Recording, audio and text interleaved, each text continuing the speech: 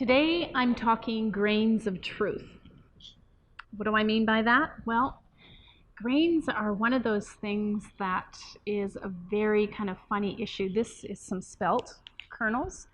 And what I want to talk to you about is helping us understand our relationship to grains. Now, if you actually look at how the plant is grown, or if you ever know someone who's grown up on a wheat field, or maybe you've grown up on a farm and you have access to a wheat field, kids would actually chew on a blade of wheat and it would turn into like this gummy substance that literally could last for an afternoon, like gum.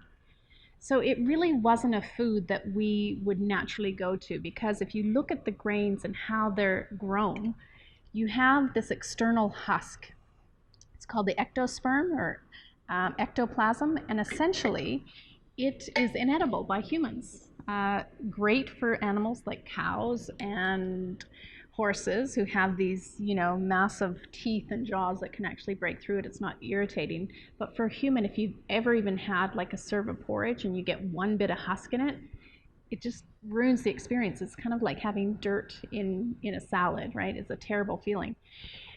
Grains are protected by that ectoplasm, and if you were to consume it in nature, you would have to first peel each individual layer. Now, man realized that this could give them a lot of energy. And another thing that happened with grains is that you could store it for long periods of time.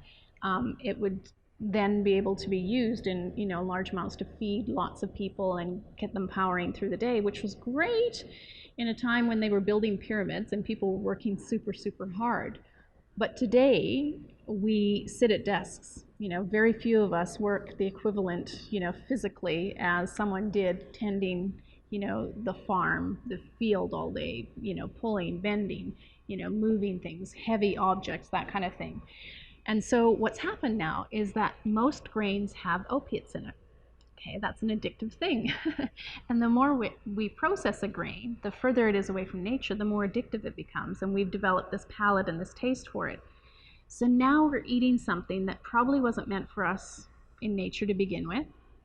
And we're not only eating volumes that we probably wouldn't have gathered ourselves. Imagine how much it would take for you effort-wise to gather all those grains and then mill them and then make them into whatever it is you're actually making that you use to make flours from the grains. We just probably wouldn't consume that much, and if we did, we'd be working off the equivalent or more of the effort required to actually obtain that. That's consumption concept. We'd be eaten very differently if we had to source these things in nature. So now we've got the situation where we're eating a grain we probably weren't meant to eat. We're eating it in amounts we probably weren't meant to be eating it, and now we're eating it in forms that not only could we not replicate it in nature, that we even, you have to have complex machinery, and we're breaking it down every step away. It's further away from nature, and it has properties in it that make it hard for the human body to break it down. And the further away it is, if you look at a cross section of a gut, when you have highly refined white flour going through it, it's like forming glue and goo, and it's moving through the gut. And it's mowing down the villi in the gut that increase the surface area of the gut that enable you to get nutrient absorption. So all kinds of things are happening that when it comes to having, your blood sugar spiked, this, can spike it just as much. The white flour can spike it just as much as white sugar and can create new problems in the body. So if we're looking at return to food and sweet freedom as a philosophy to kind of get back to, when you start to understand how much of it we would actually consume if we had to source it ourselves, that's a way of actually modifying our relationship and our consumption of the grains.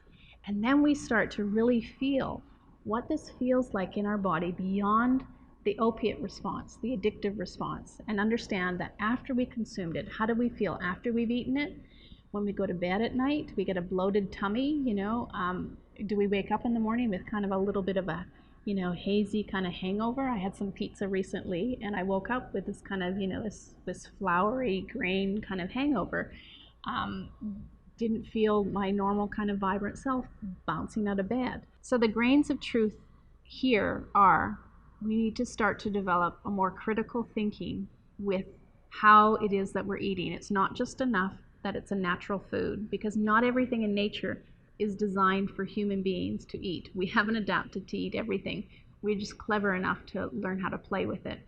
And if you want sweet freedom, it's not just a matter of cutting out the sweets, but understanding that there are things in nature that are natural, that can be processed, that don't taste sweet, that can spike our blood sugar just as much as refined sugar.